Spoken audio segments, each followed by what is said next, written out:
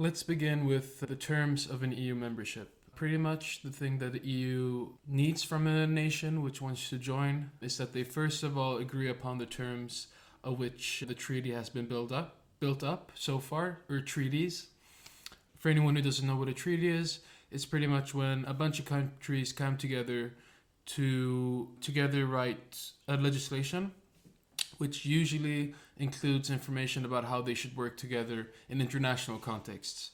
However, one thing you should know about the EU is that these treaties work differently, where you have actual legislations that directly affect how a nation functions within itself, which is something that usually treaties didn't include before and doesn't today either if you exclude then the EU, and you could also say ECHR. Now, more than so, I don't know what to say. The membership of being in the EU, well, I could just move on to vertical versus horizontal. This is pretty much where I could best explain the nature of this relationship. So you have your vertical angle, and then you have your horizontal angle. Now this is at least something that they teach us within Swedish doctrine. I'm not sure if the nation you're from, in which you're watching this from, actually looks at things this way, but I would assume that it is. Now, the thing that you have here is the EU vis-a-vis, meaning in relation to a regular nation. Now, this is what you call a supranation in this context of the EU, or in Swedish, av a stat, and then a regular nation. And the relationship then is of where the EU has a superior positioning in relation to the regular nation. Now, this is specifically within areas where the nation themselves have lent away their powers. This is important to understand that one of the main principles of the EU, which I'm going to get to later in Article 4.1 and 5.2 in the Statute of EU, the EU has no right to legislate or in any way control areas of a nation unless that nation themselves has given away that power. Now, you could argue that some of these powers weren't given away directly. Some of them were given away through implication, especially for those nations that began collaborating within this type of relationship, meaning the relationship of a supranation and a regular nation. Those that did it in the beginning probably didn't have the same ideas, which is supposed to be guaranteed through Article 4.1 and 5.2. I will explain that later on. However, some people would argue that is a necessity as well.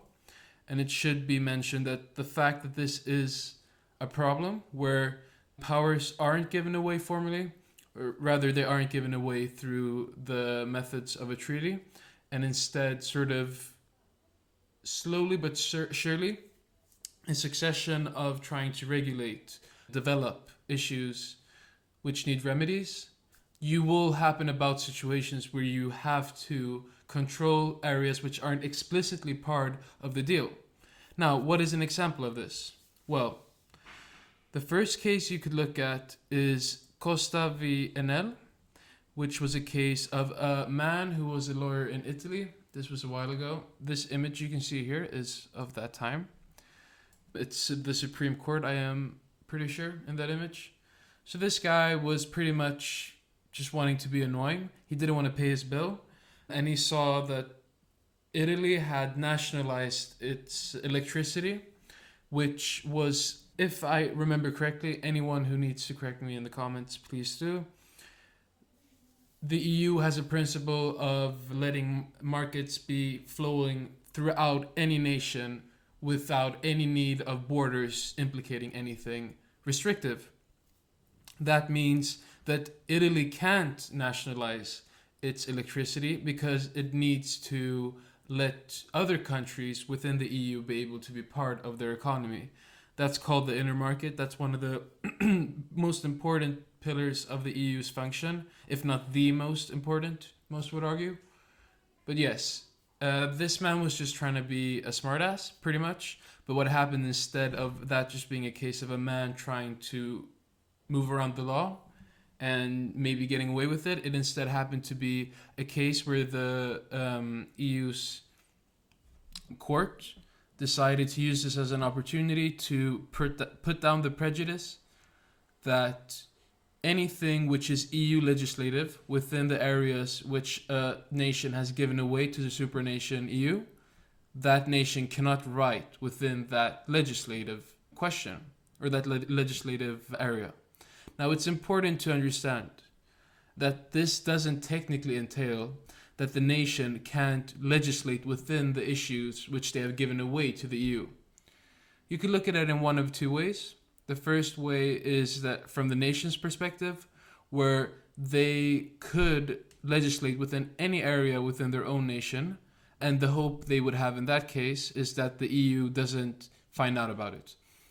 In the other side of the coin, so this is two sides of the same coin, so you have the side of the nation, and then you have the side of the supranation, where they don't really care if that nation legislates, because they believe in the filtration systems of courts, which assess these laws in practical situations, which should eventually lead these legislations lead to the EU having knowledge about it.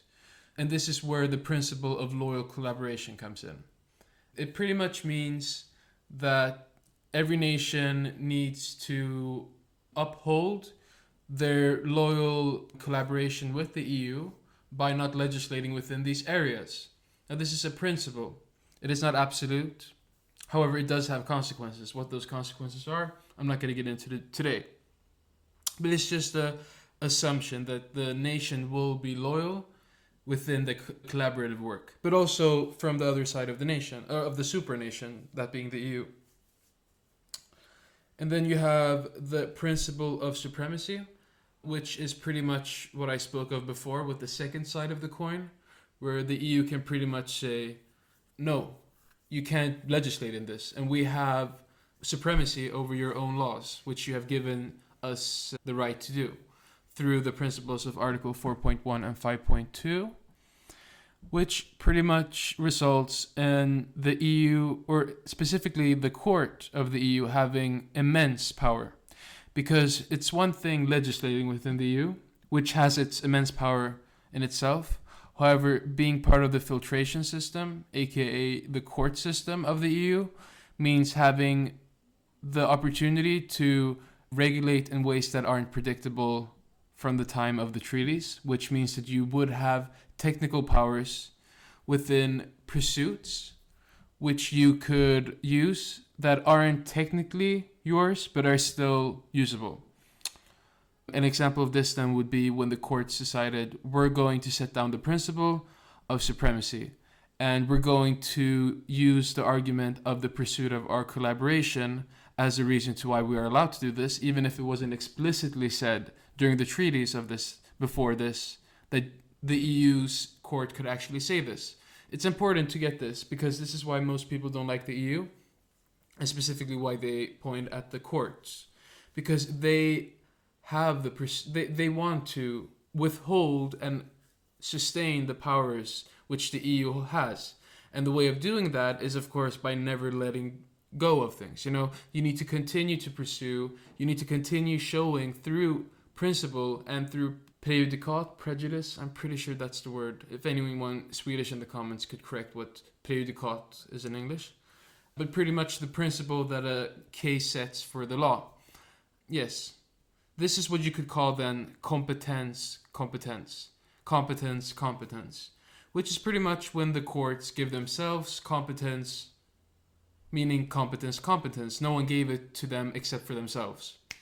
The reason I put in Article 4.1 and 5.2 next to it is because these are principles which go against these articles. However, in doctrine, they argue that these aren't laws which per se benefit the nation, even though in these legislations, what is said explicitly is that the EU can't go into any issues without having the nation given them that power. However, within that logic, like I said before, if you're going to look at the pursuit of that goal, there is reason to go outside of those principles or those laws of 4.1 and 5.2, which is the result of the concept of competence. Now to move on. Gend and loose. this is a case of when an individual tried to, they tried to get a court hearing about an EU issue, which at the time wasn't common. You could say that it wasn't exactly assumed that an individual in an EU nation could actually directly go to the EU court about their rights. However, after this case, this person was able to do so. And that set up a very, very big principle. And it's important to know then that that does add on to the principle of supremacy, because it changes the circumstances of which how a nation is independent and how it functions as a sovereign nation. Because you need to remember that the courts in a nation is one of the most important parts of how a nation withholds its power or how it exercises its power. And if you, as a supranation, meaning the EU, decide after a specific case to say that anyone could come to us with an issue concerning our legislations or concerning the powers that we have through your nation, then a person technically doesn't have to go to their own court to have a hearing. Now, should they? Yes, both according to the EU and I'm sure every other nation.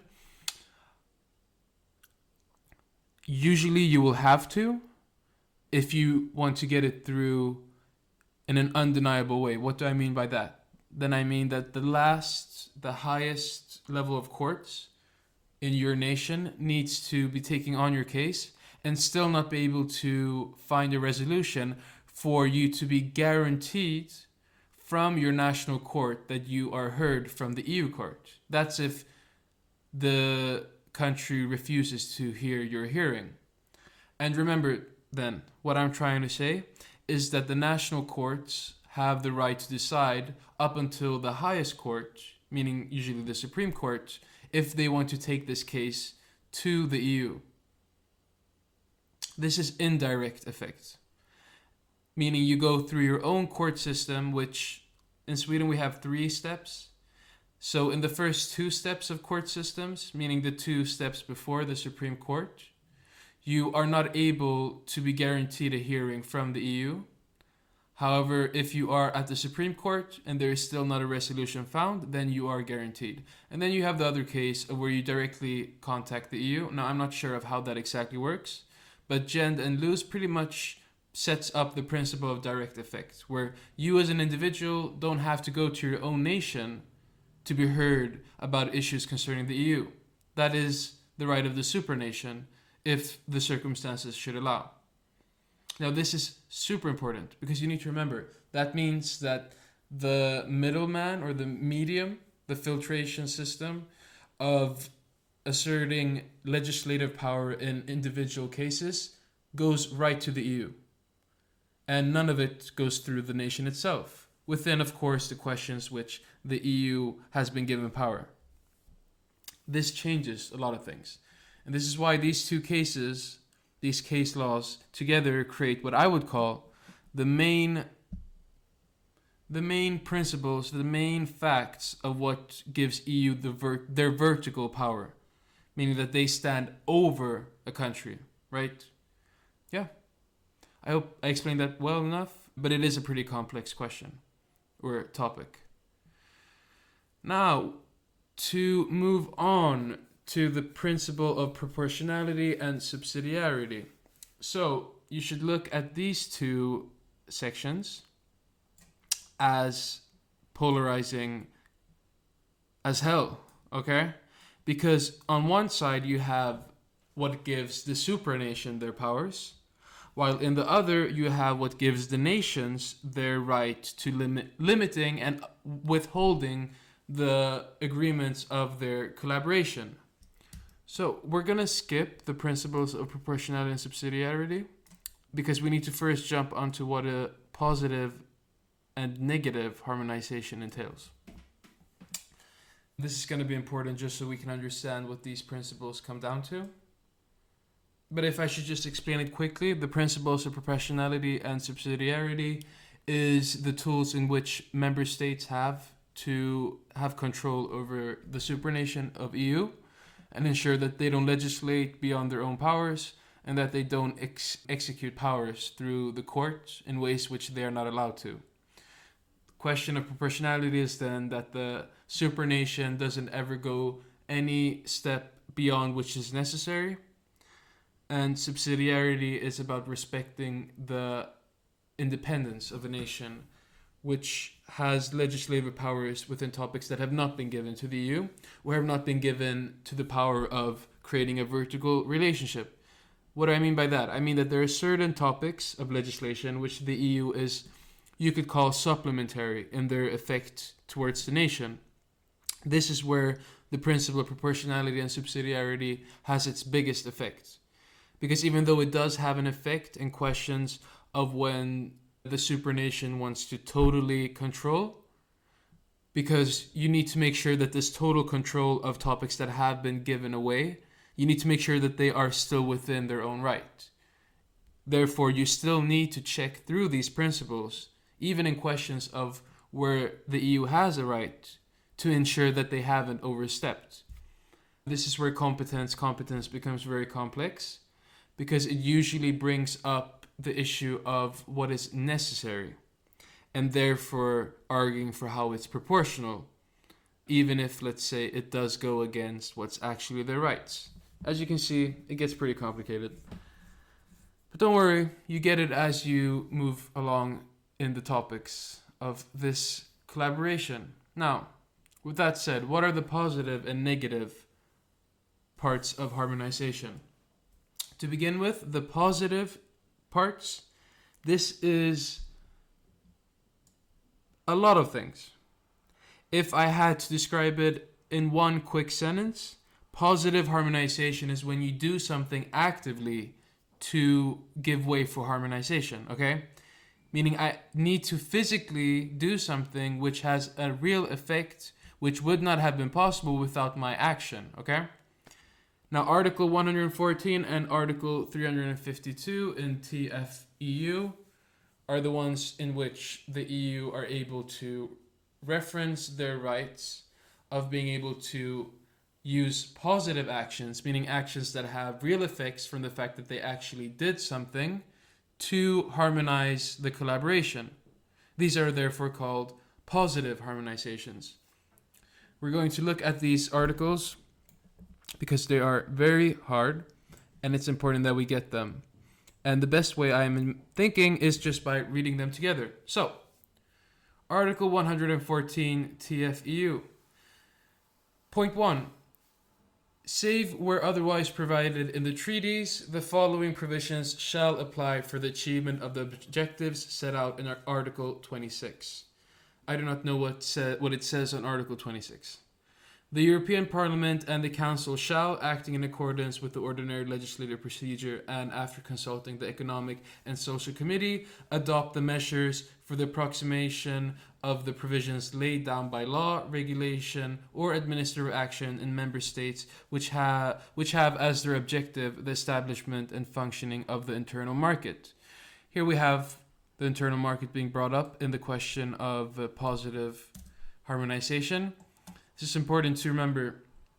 In the case of Costa v. NL, that was about the internal market. That would have been a case of where point 1, Article 114.1, which I'm not sure if that was the exact article name it had at the time, but I'm sure that would apply to this case, where you have something that comes down to the question of, well, let's see, what does it say?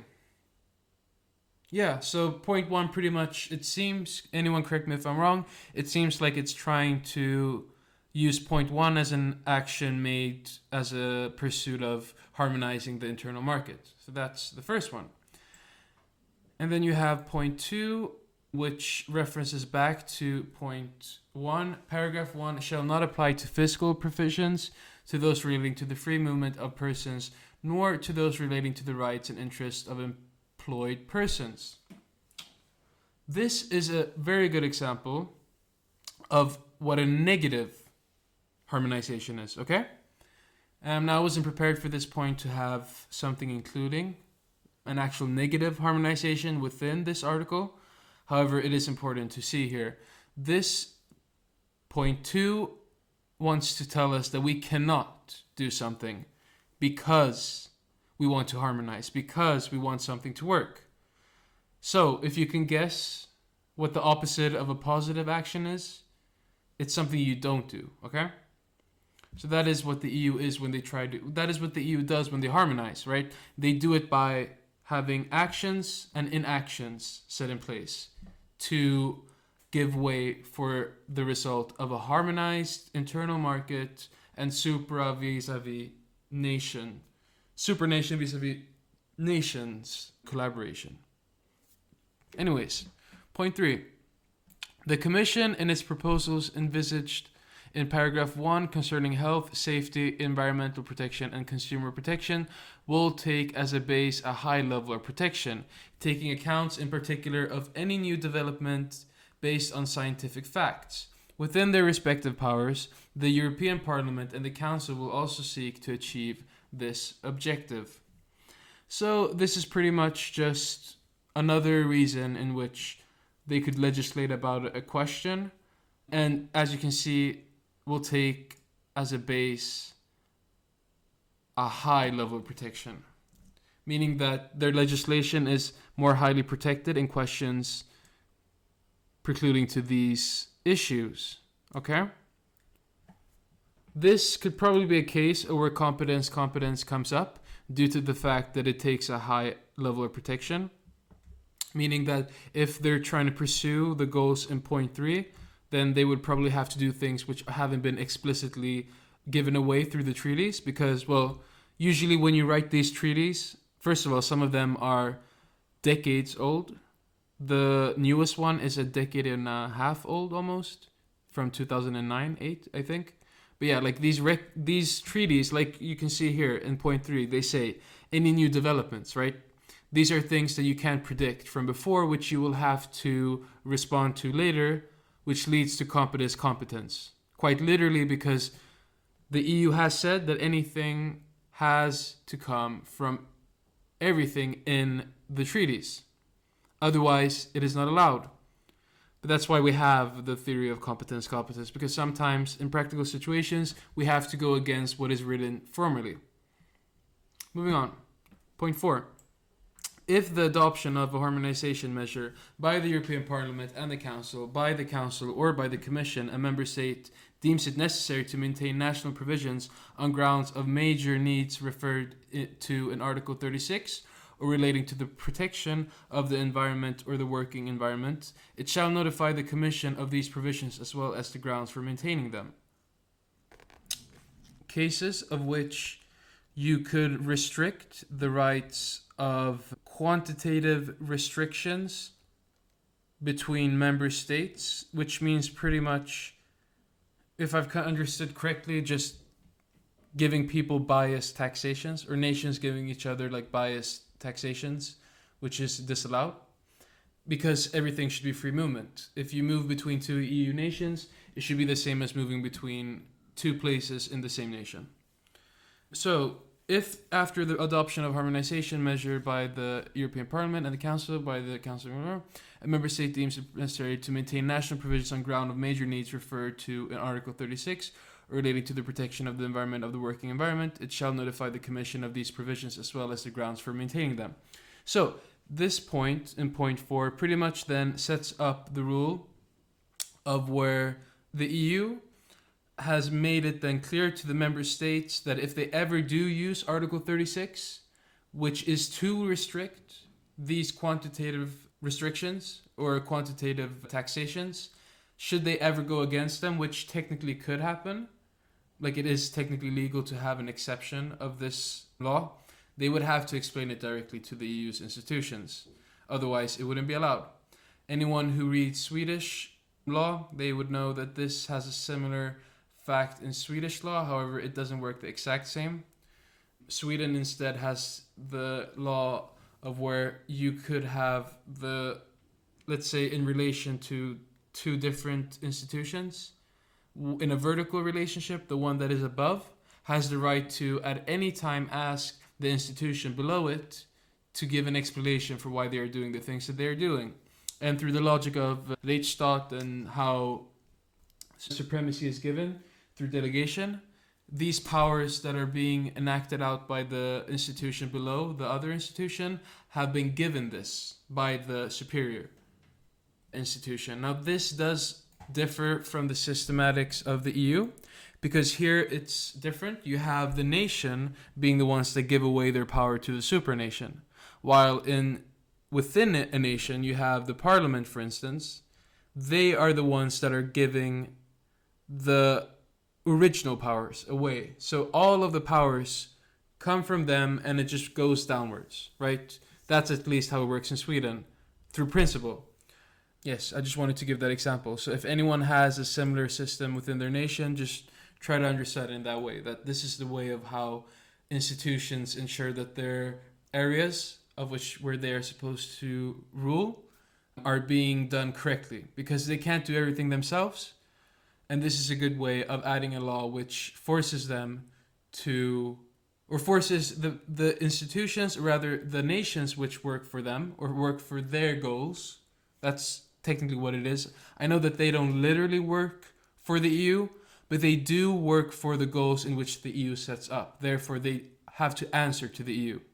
Anyways, point 4 seems to just be one of those ways of being able to extend that ability.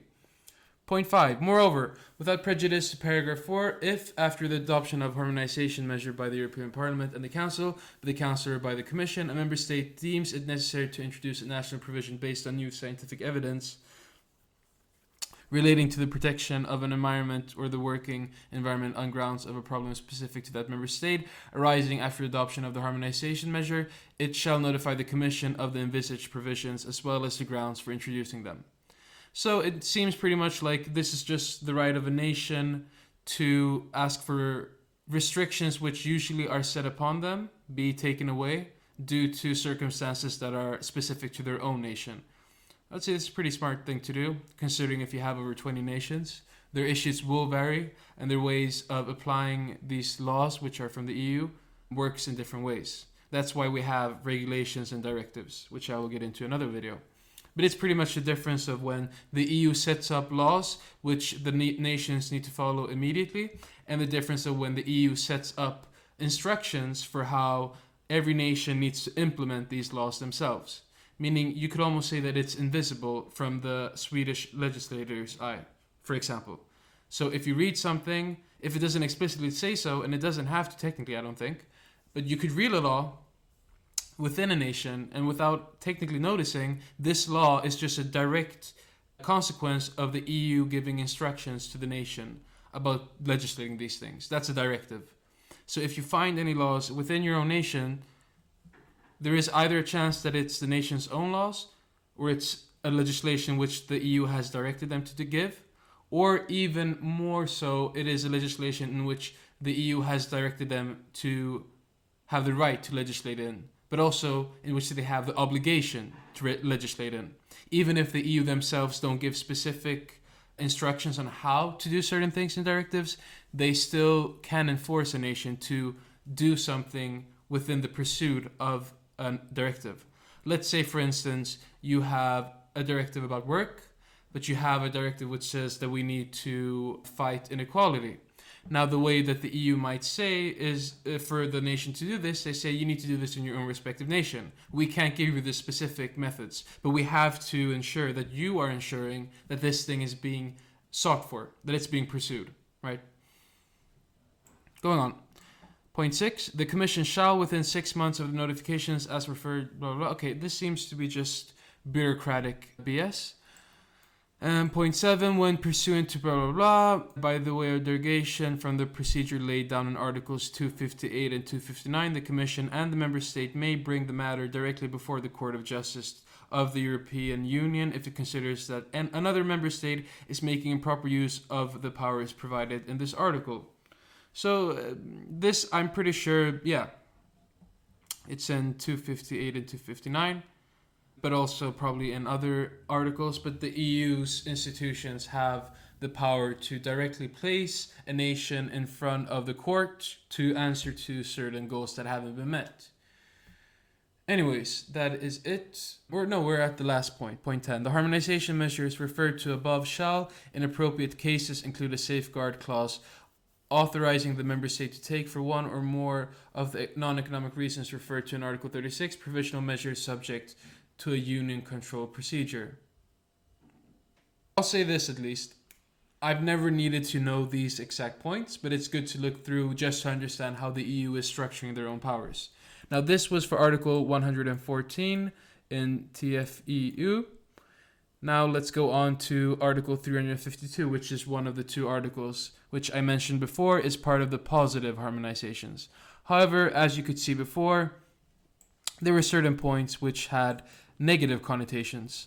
However, they do preclude to the primary idea of which these articles should help the EU have the right to enact positive actions. Moving on, Article 352.1, if action by the Union should prove necessary within the framework of the policies defined in the treaties to attain one of the objectives set out in the treaties, and the treaties have not provided the necessary powers, the Council, acting unanimously on a proposal from the Commission and after obtaining the consent of the European Parliament, shall adopt the appropriate measures. Were the measures in question adopted by the Council in accordance with a special legislative procedure, it shall also act unanimously on a proposal from the Commission and after obtaining the consent of the European Parliament. This is a direct example of competence. But it's done in a way in which where the institutions within the EU actually represent the nations themselves, and it also asks that the institutions then which are voting for these new legislations need to be unanimous. Meaning even if just one of the voters say no, meaning if just one representative from one nation says no, these actions can't be made. So that is the first way. Point 2, using the procedure for monitoring the subsidiarity principle referred to in Article 5.3 of the Treaty on the European Union, the Commission shall draw national parliaments' attention to proposals based on this article. If you look at Article 5.3 in TEU, you will find the part about the subsidiarity principle. It seems like this point is about if there should ever be legislation that places one into the question of this subsidiarity principle, the EU's institutions need to inform every member state's respective parliament, so in Sweden, Riksdagen, about their decisions so that they can be made aware of this fact. This goes back to what was shown in the previous article, where the EU seems to be putting in article or points within their articles which ensures that institutions are aware of certain actions, which creates a sort of awareness, but also goes back to the principle of loyal collaboration, where they all include each other and they, within law, have put it pretty clearly that if certain things go into certain topics which have certain rules, certain institutions need to be made aware. And that seems to be enough to ensure that things that need to be discussed will in due time be discussed, because these things are being withheld or upheld. So point 3 seems to be a direct way of saying, well, I'll just read it out loud. Measures based on this article shall not entail harmonization of member states' laws or regulations in cases where the treaties exclude such harmonization. It seems that you pretty much can't go into anything which includes the member state's law if it is not explicitly in the treaties as well. Yeah. I mean, we've talked about this before. So yeah. This point 4, this article cannot serve as a basis for attaining objectives pertaining to the common foreign and security policy, and any acts adopted pursuant to this article shall respect the limits set out in Article 40, second paragraph of the Treaty on the European Union.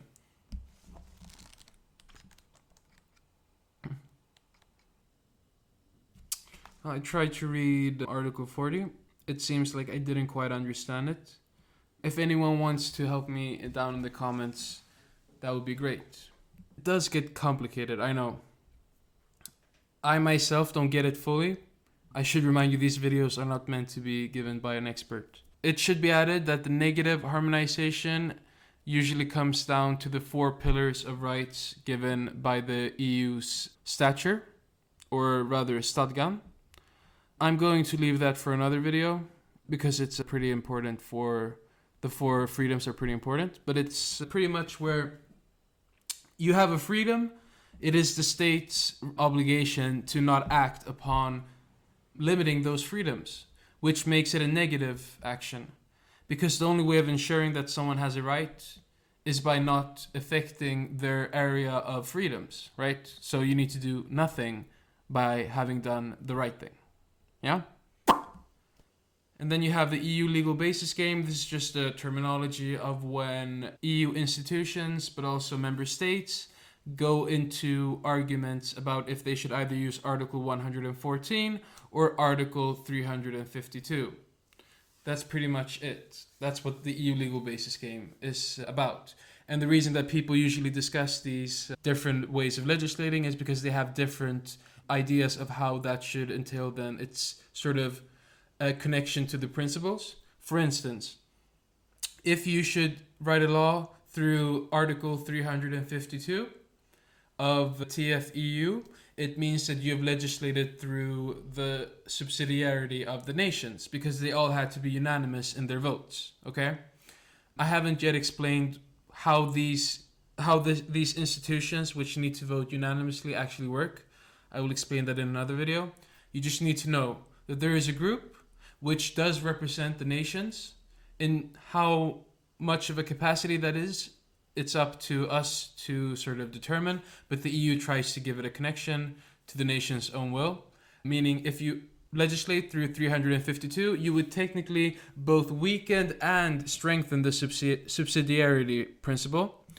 Also the proportionality principle, where the strengthening part is in how it is connected to the nation's own will.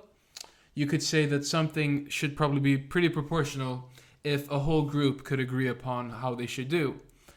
Also, if something has been agreed upon by every nation and no one has voted no in a unanimous decision, you could probably say that it's pretty much in alignment with the subsidiarity principle. And the reasons it would then weaken these principles is that retroactively, meaning afterwards, it would be harder to argue that these legislations weren't a part of being proportional and being subsidiary.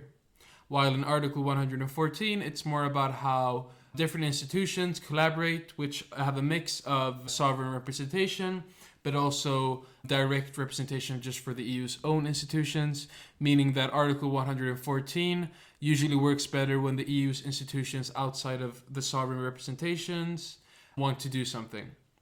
Meaning Article 114 usually falls under stronger scrutiny from the principles of proportionality and subsidiarity. But you should remember these are used as a means to find ways in which the EU has done something over their own rights, right? Over the line. They've gone over the line. But it isn't just then in which you use the subsidiarity and proportionality principle, okay? This is where the doctrine of implicit jurisdiction comes in. This is where the EU, I think it's in Article 6 and TFEU, where you have shared powers, which don't work exactly the same as the other shared powers which the EU has with member states, because in this case, they are genuinely shared, and the EU functions in a sort of, you could call it a supplementary, a supportive way, and that puts the principles of proportionality and subsidiarity at the precipice of these collaborations, because the best ways of working around these issues is by following directly these principles, because this isn't an issue of where the EU has vertical power. They do in issues where they have shared powers, which the nations have agreed upon through treaties. They cannot legislate in if the EU has already legislated in it. I'm going to explain this in another video, but it's pretty much when you have, let's say, a topic, and you tell one group, you can say whatever you want, but if you don't say anything about it, then I'll do something within it. And the other group says, yeah, exactly. If I say something, you can't do anything within that topic in which I just brought something up. But if I don't say anything, feel free to do whatever you want. So yeah, that means that the doctrine of implicit jurisdiction doesn't work within those principles. it works within the idea that the collaboration has to follow very faithfully the sovereignty of these nations. And, this isn't going to come up too often, but it's good to know. Usually you just need to think about the issues of which where the EU has power to either absolutely legislate, like within the inner market, they have total rights, or when you have shared legislative issues, which is where the EU can legislate somewhere and the member states can't do anything within that topic unless the EU, of course, says something. That's another thing I should add. If that person who has the power says, I'm going to do something within this topic, but I'm also going to say that you can do a few things within this thing I've just made my area of jurisdiction.